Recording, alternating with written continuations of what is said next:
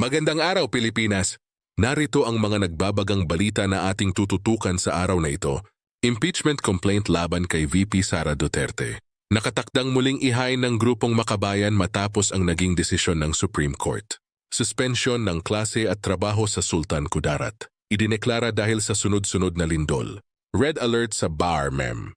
Itinaas dahil sa matinding pagbaha bilang ng mga apektadong pamilya. Umakyat na sa halos 100,000. Presyo ng bigas, iimbestigahan ng Department of Agriculture dahil sa kahina-hinalang pagtaas.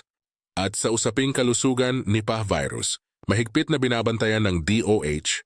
Stay tuned para sa kabuuan ng mga balita. Nasimula na gasyon sa mainit na usapin sa politika. Handa na ang grupong Makabayan na muling maghain ng impeachment complaint laban kay Vice Presidente Sara Duterte. Ito ay matapos katigan ng Supreme Court ang naging desisyon na i-void ang mga naunang articles of impeachment laban sa Vice Presidente. Dahil dito, inihayag ni dating Senate President Tito Soto na ang pagsulong ng impeachment sa ngayon ay maituturing na isang impossible dream. Samantala, pinag-iisipan naman ng ilang mambabatas na rebisahin ang mga tuntunin sa impeachment kasunod ng naging hatol ng Korte Suprema. Sa loob naman ng Senado, nagkaroon ng balasahan sa mga komite.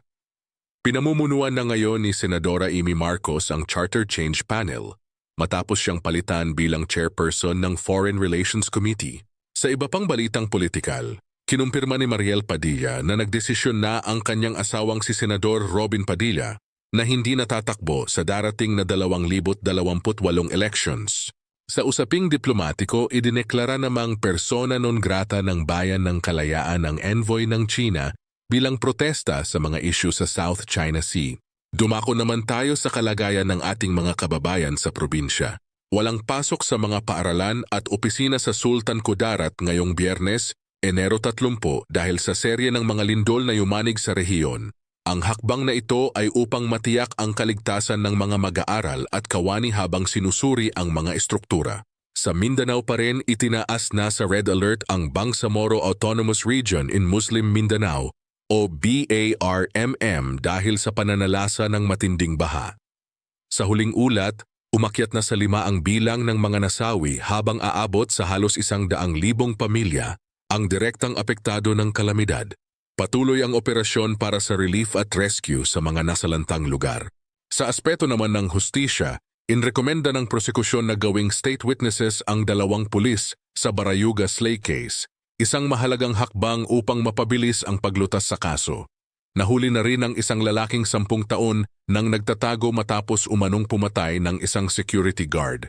Samantala, iniimbestigahan na rin ng Napolcom ang naging papel ni Atong Ang, na umano'y nagtangkang protektahan ang 12 pulis na sangkot sa kaso ng mga nawawalang sabungero. Para sa ating balitang pang-ekonomiya, mahigpit na binabantayan ng Department of Agriculture, DA, ang presyo ng bigas sa mga pamilihan. Ayon sa ahensya, may mga ulat ng kahina-hinalang pagtaas ng presyo na hindi tugma sa supply ng bansa, kaya't agad silang magsasagawa ng investigasyon upang maprotektahan ang mga mamimili.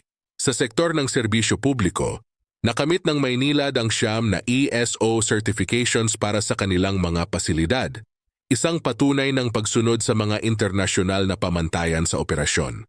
Sa kabilang banda, patuloy ang panawagan ng grupong Piston sa administrasyon na tuluyang ibasura ang PUV Modernization Program dahil sa umano'y kakulangan ng consolidation sa ilang mga ruta. Sa balitang kalusugan, naka-red alert ang Department of Health, DOH, laban sa banta ng Nipah virus, isang zoonotic virus na nagmumula sa mga paniki. Ayon sa mga eksperto, wala pa itong gamot o bakuna. Kaya't ang maagang pag-monitor sa mga kaso ng encephalitis o pamamaga ng utak ay prioridad ngayon ng ahensya. Binabantayan din ang outbreak nito sa bansang India upang hindi na makapasok sa Pilipinas. Sa mundo ng teknolohiya, binigyang diin ni DOST Secretary Solidum na dapat gamitin ang Artificial Intelligence o AI upang suportahan at hindi palitan ang talentong Pinoy. Sa larangan naman ng sports, nakamit ng Adamson ang unang panalo laban sa Ateneo sa UAAP Season 88 Boys Tournament. Samantala, patuloy ang laban ng ating pambato na si Alex Eala sa Philippine Women's Open Quarterfinals laban kay Camila Osorio. Yan ang mga balitang ating nakalap mula sa iba't ibang panig ng bansa. Manatiling nakatutok para sa mga susunod pang update. Huwag kalimutang mag-share, like at subscribe. Maraming salamat sa inyong pagtitiwala.